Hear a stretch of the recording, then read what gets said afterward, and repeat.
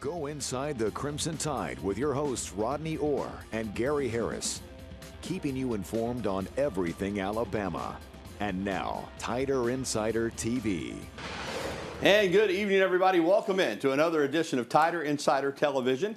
I'm Gary Harris, WVUA 23 Sports Director, and I'm still sitting across the studio from TiderInsider.com's Rodney Orr as we continue to save social distance, and will until we are deemed that we don't have to, because the pandemic at that point will be over, hopefully soon. Well, the Sweet 16 was sweet for Alabama, at least getting there, but it turned sour.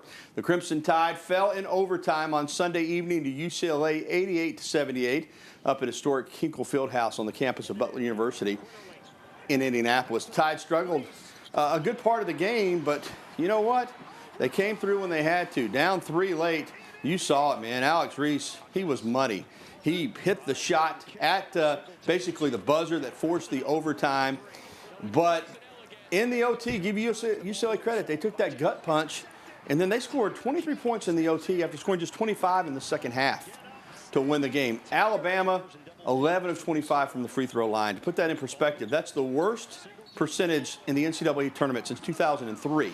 When Kansas shot 12 of 30 in the championship game against Syracuse. So at this level, in these kind of games, you can't go 11 of 25 from the free throw line and win. Still, Alabama had a shot, and they come up short. They don't advance past the Sweet 16, but they won the SEC regular season championship. They won the SEC tournament championship, and there's no doubt that this team made incredible strides to putting Alabama basketball back in the national conversation, and they also created a bond.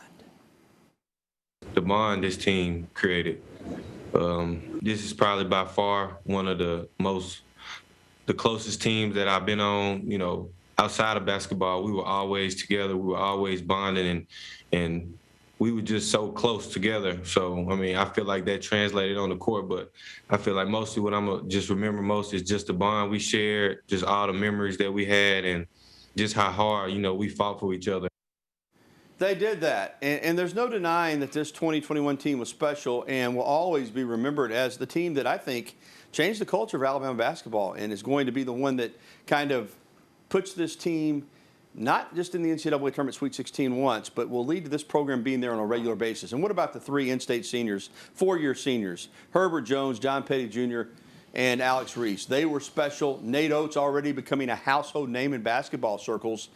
And, Rodney, I want to ask you in regards to this particular team, what will this team be remembered for more, do you think? The success on the court, or just that culture change and that bond and that brotherhood that they formed? Yeah, I think both. I think the success lends to, the closeness that they've had as a team, Gary. I think getting Alabama basketball back on track is really what this team is going to be remembered for. You mentioned those seniors. Look, I don't think, to me, they lost. They're out of the NCAA tournament, but this team continues on, in my opinion, because of what they have laid, the foundation they've laid for the future of Alabama basketball. I think it's built on this team, and I think this will be a team that will long be remembered for what they've done for Alabama basketball. Rod, UCLA was underseeded and undervalued. I think that's obvious. They weren't your typical 11 seed, very talented. I thought they deserved to win the game. Having said that, Alabama had a chance, certainly, to win the game. I mean, even with all the missed free throws, didn't have a great shooting night from 3, just 25%. Reese hits that three-pointer to put it into overtime. They did make it to the Sweet 16, but I wonder if some ways it would have been easier on the fan base and the players just have lost it in regulation. You get to OT like that, it's a brand new game. And what do you think happened in that overtime period? Well, first of all, I think that's what this Alabama team has done. They didn't have their best stuff on Sunday night. UCLA played really well. They deserved to win, make no question about that. But at the same time, I don't think Alabama, we saw many times this year, Gary, when they didn't have their best stuff, but they were mentally tough. They played through it. They overcame and won the game. And I think that's kind of what we saw in this game here. Going down the stretch, obviously Reese pulled up at the buzzer, nailed the 3, sent them in the overtime. I mean, that was vintage what this Alabama team has been doing all season long in games when they didn't play well. And then you saw what happened. I think early in the overtime, UCLA set the tone, hit a couple of quick buckets, had that steal that you saw earlier, and that was really big. And once they gained control in overtime, you know, you really can't say what happened on Alabama's end, but I know this. UCLA really played extremely well, and they could feel it. I mean, they felt it. You have to give them all the credit. Yeah, in Alabama, I know they love playing at Hinkle, but they didn't shoot it there well. In that game, Oregon against Iona, when they played at Bankers Life Fieldhouse against Maryland, they lit it up. So I know they'll have a memorable experience, but they did not shoot the ball well at Hinkle in either game. All right, now it's time for Coach Talk. No one's going to be satisfied with a loss, but many around the program, the fan base, players, the coaches are optimistic, as we've talked about, for the future of Crimson Tide basketball. Head coach Nate Oates is already fueled for what's ahead next season, and he's hoping that the guys that are coming back are too. We got to figure out what to do better. Like, I mean, there's obviously stuff I could have done better in this game, and I want to figure it out. So at some point, I'll watch the game as a staff. We'll go down and evaluate it once I get to that point when I'm ready to watch it. But, you know, we need to do better. I thought we made drastic improvements from year 1 to year 2. We need to make more improvements from year 2 to year 3. We're going to miss these seniors in a huge way. I mean, they're great. I mean, well, Alabama is going to lose those 3 seniors that we talked about, plus the graduate transfer Jordan Bruner. Javon Quinterly's eligible to come back. Hopefully he will. Jaden Shackler, Keon Ellis, Juwan Gary, they're all coming back. I mean, Keon Ambrose Hilton, Darius Miles are going to be good players. You've got a really terrific recruiting class coming in, led by J.D. Davis. And, Rodney, that's what it takes. We've seen it in football. You know, you don't want to just flash. You don't want to be good just 1 year. But to be good consistently, you've got to do it in recruiting. That's where Nick Saban did it, and it looks like that's where Nate Oates and his staff are doing it too, Rod. Yeah, they are, Gary. I think you mentioned, obviously, J.D. Davis, and I think he's going to be a big addition to the squad. Obviously, you've got a couple of others, Jashawn Holt, who I think is a fantastic player at 6'6". I really like Langston Wilson, 6'9" player that they're bringing in. They've got other guys that you know that they're recruiting, that they have opportunities to land. I think this has a chance to be a top 5 class when all's said and done if they can get a couple of more pieces. Indeed, and they're working to do that. That's what it takes.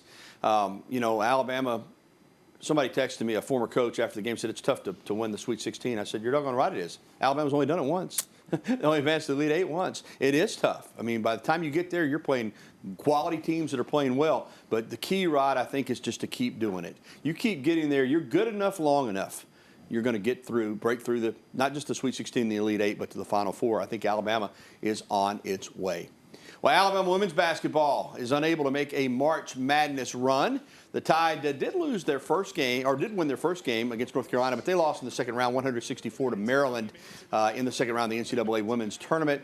But the accomplishments for Coach Christy Curry's team, you know, they were noteworthy this year. They were a 7 seed. They were solid in the SEC. They won that first round game, their first tournament victory and appearance since 1999. They finished 17-10.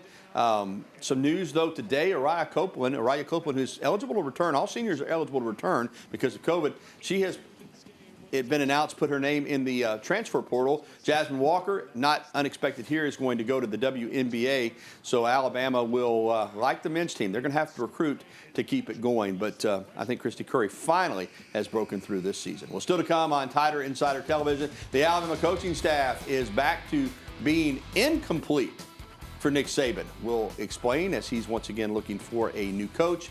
And Alabama hosted its second pro day. They had one just last week. Alabama's got so many prospects, they got to do it twice. We'll have an update on that as well coming up here on TITV. And also, we'll be getting your phone calls, emails, and tweets. 205-348-WVUA. That's 348-9882. As always, go ahead and give us a call now to get through. We'll be right back with the show that takes you inside the Crimson Tide, Tider Insider TV. Jay made a decision to do what he did, and we're going to support him every way that we can. And we certainly wish him and his family the very best for what they do. I think we have other people that can help us coach special teams. Todd Watson, you know, who was an assistant intern doing special teams. We just activated him to, you know, do it for now, and we'll start a search and see if we can find the best coach. And welcome back to TITV. I'm Gary Harris along with Rodney Orr. And last week, the University of Alabama Athletics Department confirmed that Jay Graham had resigned his position as special teams coordinator and tight ends coach. Coach Graham posted an explanation on social media. It read, "I appreciate Coach Saban and the University of Alabama for their understanding and support during this difficult time. The events of the past year have taken a toll on millions of people around the world, not just the loss of loved ones or lost jobs, but in the unprecedented anxieties and mental health. I'm taking time away from football to seek professional help immediately, gain a better understanding of mental health, and spend time with loved ones. I hope to rebalance my life so that I am able to return to my passion of coaching and helping student athletes pursue their dreams. While mental health issues are not new, they are often difficult to discuss, especially for coaches/athletes. I hope my voice inspires others that may be struggling to seek help. I would like to thank everyone for their support, grace, and words of encouragement." So Jay Graham moving on after just a couple practices in spring training. And Rodney, that means you heard Coach Saban say they've got Todd Watson to fill in during the spring, but they're in the market now again for a special teams and tight ends coach. Yeah, they are. It's an odd time, as you know, Gary. A lot of schools in the midst of their spring practices. So, you know, Coach Saban said they've already got that search underway, looking for someone. There's been a couple of reports on, you know, guys that they're looking at. So, you know, we'll see what ultimately happens. Yeah, one of those, according to Football Scoop, reporting that a Memphis assistant, Drew Savoda, is a target to replace Coach Graham on staff. We'll see what happens there. Rodney, 6 practices in, the 6th one held today. Again, we're not allowed to go to practice. We do get to watch some video that's sent to us.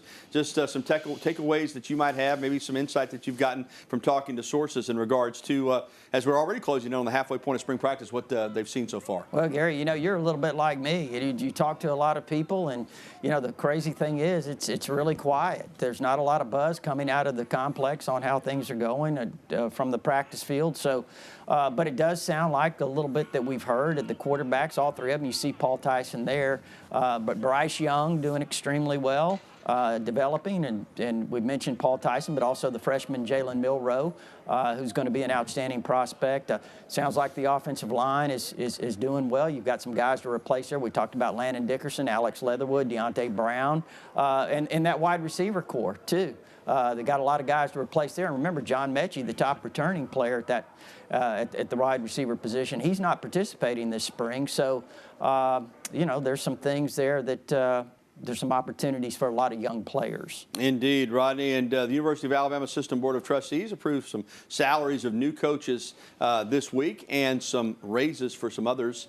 Bill O'Brien will make $1.1 million. Steve Sarkisian, remember, was making $2.5 million last year, so Alabama will save some money there. Doug Marrone, the new offensive line coach, $755,000. Robert Gillespie, $535,000, and Jay Valai, $525,000. Pete Golding, who a lot of Alabama fans, and I'm not being spiteful here, it was a fact. A lot of them on Tider Insider said they didn't think he would even be back. Well, he's up from $1.225 million last season to $1.5 million. So I guess Nick Saban didn't agree with all of the folks that said Pete Golding didn't know what he was doing. Right? Well, listen, they only gave up 19 points last year. You know this day and time, Gary. That's not bad.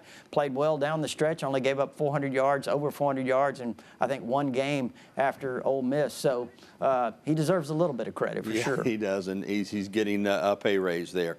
Well, Alabama hosted the second pro day of the season this afternoon, and it actually started this morning, and a plethora of teams from the NFL were in attendance to watch as Mac Jones threw to Najee Harris and Devontae Smith. Head coach Kyle Shanahan and GM John Lynch of the 49ers were there. Bill Belichick, the head coach of the Patriots, Doug Saban's good friend, the Saints head coach Sean Payton, all there. Now, the team that jumps out is the 49ers, who earlier this week traded up for the 3rd overall pick, and there's been a lot of speculation that they're going to draft Mac Jones with that 3rd pick in the 1st round. That would be awesome for Mac. He spoke with the 49ers and other teams in attendance today. NFL insider Ian Rappaport said he would not be surprised if Jones is indeed a top 5 pick. All right, Rodney, this is interesting. Nick Saban, as always, it seems like ahead of the field. Used to you had one big pro day. Of course, there's no combine this year, but this has been something they've done the last few years around here. Right. Not just one pro day, but a second pro day as well, and it seems to be a great idea. Yeah, it does. I think it worked out really well, and you know, this time Najee participated some, Devontae Smith. Look at Landon Dickerson. You don't think he's over that knee injury, Gary? Oh, mercy. What an athletic guy. What, 330 pounds? 30 pounds, yeah. Amazing, amazing. He is. As for Mac Jones, you know, last year we knew Tua was going to be a high pick. we did not have any idea that this time last year that Mac Jones would be sitting here possibly as a top 5 pick. I know obviously he's worked hard and he's earned it on his own, but what does it say about this Alabama football program now? The one knock used to be, well, they can't turn out NFL quarterbacks, but you've got A.J. McCarron, who's been in the league now, I think 8 years. Jalen Hurts obviously transferred to Oklahoma but played here. He might start for the Eagles. Tua is starting for the Dolphins, and now Mac Jones might be joining them. So I think you can kind of kick that narrative out as well, that Alabama can't develop quarterbacks, right? Well, no question about that. I mean, obviously, they've done a tremendous job. You're talking about Lane Kiffin, who was here.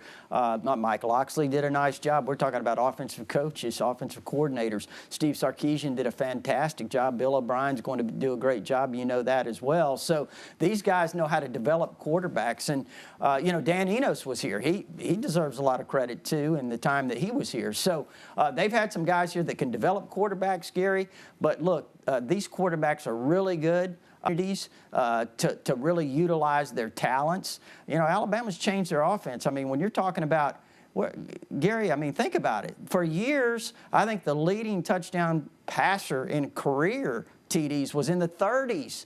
You got guys, Mac Jones throwing 41. You got Tua throwing 43. Yeah. I mean, the game has changed, and they've got all these great receivers now. So, yeah, I mean, when you look at it, you look at the guys that Alabama's bringing in as quarterbacks. Bryce Young from California, 5-star player. Ty Simpson, who's committed out of Tennessee, who's a 5-star player. I mean, yeah, Alabama's caught the attention of quarterbacks around the country. I love it when they say Mac Tua play with great players. Well, aren't they going to be playing with great players in the NFL too? I mean, you still got to make the throws. All right, still to come on TITV, Alabama Gymnastics keeps bringing home hardware as well.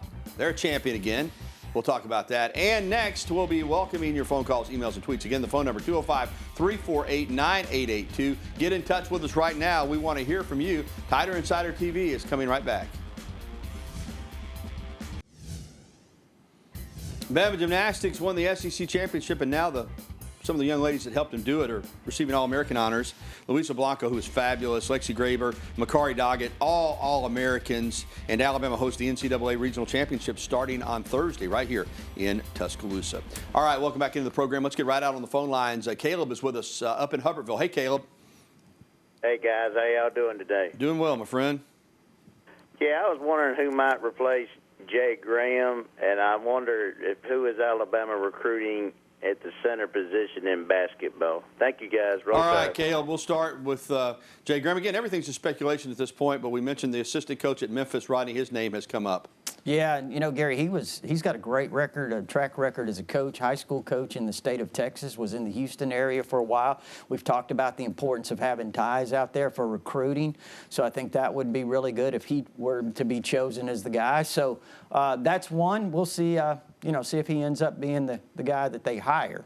And as far as the basketball, the center, obviously Charles Bediako, yeah, Gary, he's is the guy right now. Yeah. 6'11" out of IMG Academy down in Florida. In fact, Rodney, everything I read sounds as though he's going to choose Alabama. And, he's a highly touted player. So that's the one area, as good as they were last year, I do think they need to be a little bit better around the rim, have a rim protector on defense and somebody that even with their attack off the dribble style, be nice every now and then to be able to dump it down there maybe for an easy basket underneath in the paint. All right, thanks for that phone call. We're going to get to more phone calls and emails. We need to get to a break. We'll be right back with more after this.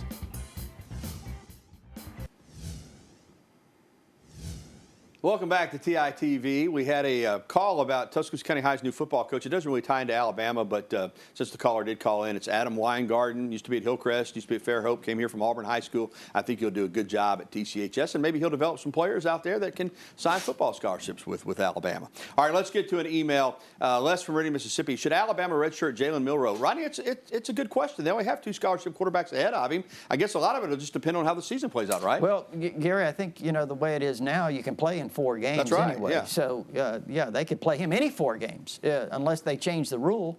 We'll see what happens. Again, the way things are nowadays, a lot of these guys don't stay 4 years. So, but we'll see what happens with Jalen Milroe. All right, thanks for that email from over in Meridian, Mississippi. Next up, Patrick here in Tuscaloosa. Can y'all talk basketball recruiting? Rodney did a great job of running it down earlier. In fact, he's got a great story by Drew DeArmond out on TiderInsider.com right now. They've signed 3 players in the early signing period. Point guard J.D. Davidson, wing player Jason Holt, also power forward Langston Wilson. We mentioned Charles Bediako, the big center who they're trying to get. And there are a couple of transfers that they're in play for. Namari Burnett, who was at Texas Tech, who was one of the top high school players in the country. And also an Alabama native, Myron Jones, riding from Penn State, is in the transfer portal. There's a chance both those guys could come to Alabama as well. Well, we'll see how it unfolds. You know, you're talking about Bediako. Some people consider him a five-star player. Gary Namari Burnett was a five-star player coming out of high school. You know, again, transferring from Texas Tech, as you mentioned. So we'll see what happens. I think if Alabama gets a couple of these guys, you're looking at a top 5 class. All right, thanks for the phone calls and the emails. We're going to come back and wrap up this edition of Tider Insider Television right after this. Former Alabama defensive tackle Jarran Reed, no, he's not a kicker, although he did make this field goal at Seahawks practice. Signed a 1-year deal with the Chiefs on Sunday. He couldn't work out a deal with the Seahawks, so they released him. This isn't bad. He's going to get $5 million guaranteed, potentially can make $7 million. And listen, if he has a big year, he'll be a free agent again next year and be able to test the waters again. Really good player at Alabama, won a national championship with the Crimson Tide, and been a good solid pro as well. Hopefully he'll do well in Kansas City. That's a really good team. All right, that is going to do it for tonight's edition of Tider Insider TV. Thanks for tuning in. And don't forget, if you missed any of this program, you can catch the replay tonight at 10:30 after the news at 10 on WVOA 23 or online anytime at WVOA23.com. Rodney will also have it up at TiderInsider.com. We leave with the video of Alabama's Alex Reese hitting that overtime three-pointer in Sunday's regional semifinal against UCLA. Unfortunately, Bama didn't win the game, but this was a great shot. For Rodney Orr, I'm Gary Harris. Thanks for watching. Good night. Get it in. Yep. Quinterly. Pass it off. Reese. Overtime. In Indy. Alex Reese. The clutch jumper. But a major mistake. Where's the foul? They did not get close enough. And he fills up the cup. Reese from long range looked good the entire way. Wow. Is this ever a ball game? A clean look